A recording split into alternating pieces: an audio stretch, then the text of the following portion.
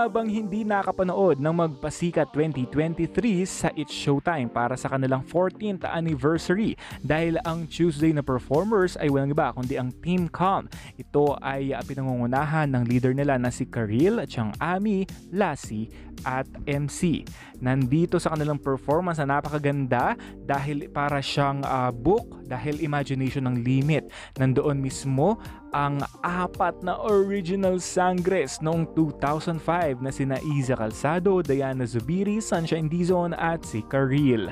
Nakita natin at nag-reunion sila after 4 years. Nagkaroon kasi sila ng Mystified movie before at ngayon nga ay nagbabalik bansa itong si Diana Zubiri galing Australia habang itong si Sunshine Dizon gumagawa pa rin ng teleserye sa ilalim naman ng ABS-CBN habang itong si Iza Calzado may gagawing proyekto na pelikula na Shake, Rattle and Roll Extreme na mapapanood na rin sa sinihan simula November.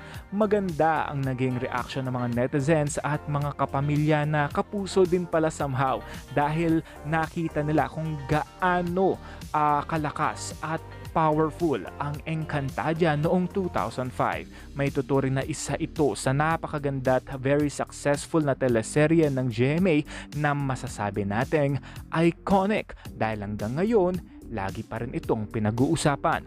Ang tanong ng mga netizens kung kasama ba ang 4 na original na sangre sa Encantadia Chronicles sa GMA next year, abangan natin to at alamin ang tugon ng direktor. Dahil malay natin, meron silang importanteng papel doon. Ay nako, kaabang-abang to, hindi ba? Thank you for watching. Don't forget to like and subscribe.